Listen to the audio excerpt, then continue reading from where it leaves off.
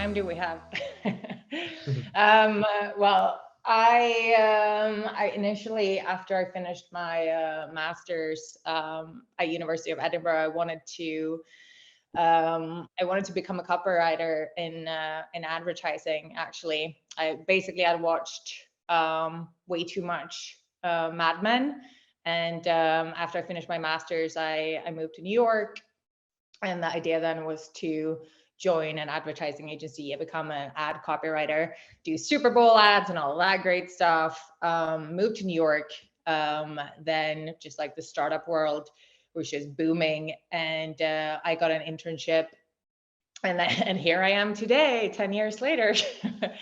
So that's kind of how it started. I fell into the startup world almost by, I was going to say by chance, but it was a really good fit for me, like the fast moving pace. I was always working for kind of small startups, so I had a lot of say. I was very autonomous and independent in my work. So I've always like run my own content show, if you will, which is something I've really enjoyed. So I had a lot of freedom to, with the strategy and with the direction and all of that. And 10, like I said, 10 years later, I'm still here working for B2B tech startups, and I can't seem to get away. They keep pulling me back in, and I love it. And I think the shift that we've seen recently, that I'm sure, you know, you guys have heard a lot about as well, is obviously B2B kind of looking more to B2C and what they are doing and this and that. And I always, that's something, and not to sound full of myself, but always from the beginning, I always said, I was like, why does B2B have to be boring? That's just like not a thing that existed for me. I was like, we're still marketing, we're still talking to humans. Humans want to be understood. They want to be entertained, like all of these things. And more so than ever, is like such a saturated and competitive market in the content space, which is what I am still enjoying. That's why I'm still here. Oh, that's a great question. In my experience, everything. I think in a lot of companies, it's not, marketing hasn't been as close to the customers as we should be. So for example, now I just joined a startup called Resource Guru. And it's a small, tight-knit team, and something that I'm making sure from the beginning is that we're establishing a close relationship with the customer success team, because that's where all like the good intel is going to come from. It's like, how did the customers come to us in the first place? What were their pain points? What were their challenges? Why did they choose us? And that's where I typically get my inspiration and build off of that. And I think historically, everyone talks about being sort of customer driven and this and that, but typically marketing is pretty far away from what really is going on with the customers in the company. And that's now something that I'm trying to move closer to. And I'm actually my third week at this job, because I recently left another company where I was head of content.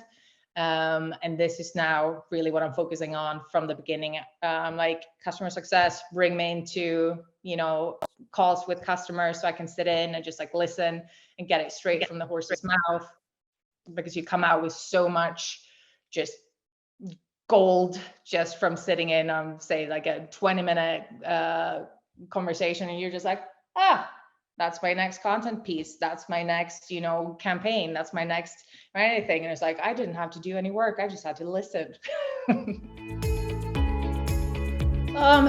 I mean, it's hard because we always want to do more.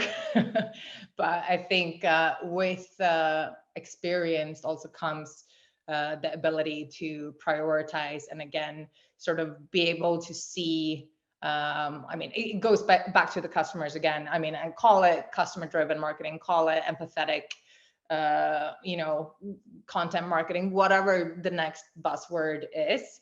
But the customers and their journey should really be the root of what your focus should be on as a content marketer, because like I said, that will be your source of information, and that's like your hard data in terms of like this is what customers need, this is how they came to you, these were the issues they were experiencing, and then you can take that and be like, okay, look at all that data, qualitative and quantitative, and see like what should we focus on a specific topic, like what will have the biggest impact, what are people struggling with the most right now, and then test your way forward. And I think also, and you guys know this as well, everyone wants content to be fast, but you need to like keep like stay with a topic for quite a big chunk of time to really see the impact. And it's like cliche and it's old, but it's a marathon, it's not a sprint. That is a tough question, but I find people get to, myself as well, I'm guilty of this, you get too wrapped up in the writing and in the production, and you think I could include this, I could include that, this could be better, we could have just include more for better, longer, whatever posts. I say get that out the door faster, and you can always come back later. These things are going to live on the internet anyway, so like content maintenance, that's always should always play a part, so you can always come back to the work you're doing and improve it and optimize it, instead of like dragging it out for 3 weeks, sitting there scratching your head and being like, this post is not quite there yet, when it's like, you know what, it is, publish.